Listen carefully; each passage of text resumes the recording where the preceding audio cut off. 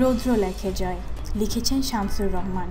বর্গি এলো খাজনা নিতে, মারল মানুষ কত, পুরল শহর পুরল শ্যামল, গ্রাম যে শত শত।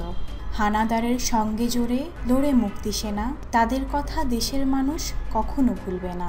আবার দেখি নীল আকাশে পায়রা মেলে পাখা, মা হয়ে যায় দেশের মাটি তার বুকেতেই থাকা। কাল যেখানে আধার ছিল আজ সেখানে আলো, কাল যেখানে মন্দ ছিল আজ সেখানে ভালো। কাল যেখানে পরাজয়ের কালো সন্ধ্যা হয়, আজ সেখানে নতুন করে রৌদ্র লেখে জয়। কবিতার মূল ভাব জেনে নিই।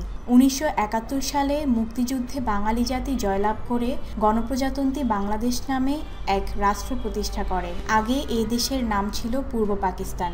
হানাদার পাকিস্তানি সৈন্যদের সঙ্গে যুদ্ধ করে এদেশের বীর মুক্তিযোদ্ধারা জয়ী হয়েছিলেন।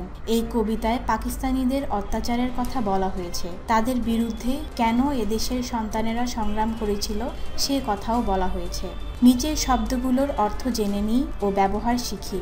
বর্গি, মারাঠা দস্যু।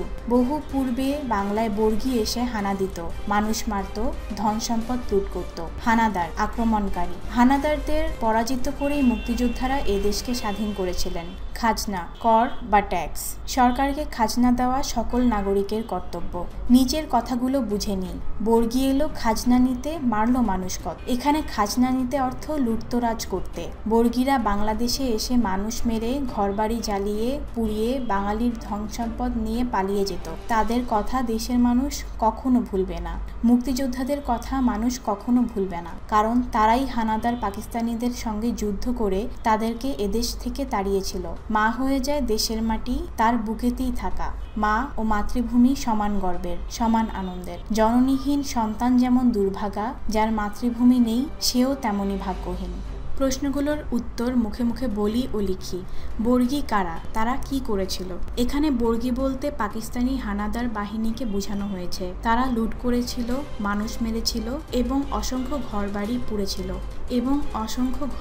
পুড়িয়েছিল। হানাদারদের কথা মানুষ কেন ভুলবে না? হানাদারদের সঙ্গে মুক্তিসেনারা যুদ্ধ করে আমাদের দেশকে স্বাধীন করেছে, তাই হানাদারদের কথা মানুষ কখনো ভুলবে না। কাল যেখানে আধার ছিল আজ সেখানে আলো, কথাটি ব্যাখ্যা করি। যুদ্ধের পূর্বে বাংলাদেশ পূর্ব পাকিস্তান নামে পরিচিত ছিল।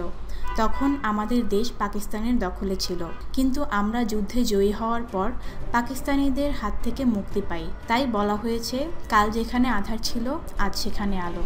নিচের শব্দের বিপরীত শব্দগুলো জেনে নিই।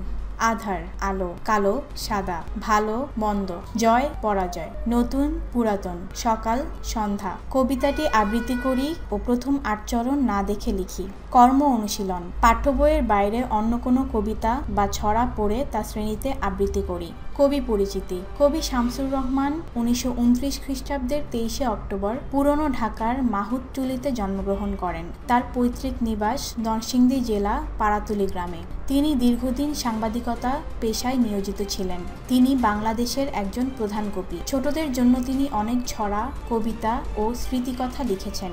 এলাটিং বেলাটিং, ধান ভানলে কুড়ো দেব, স্মৃতির শহর ঢাকা ইত্যাদি ছোটদের জন্য লেখা তার বিখ্যাত বই। তিনি 17ই আগস্ট 2006 তারিখে ঢাকায় মৃত্যুবরণ করেন।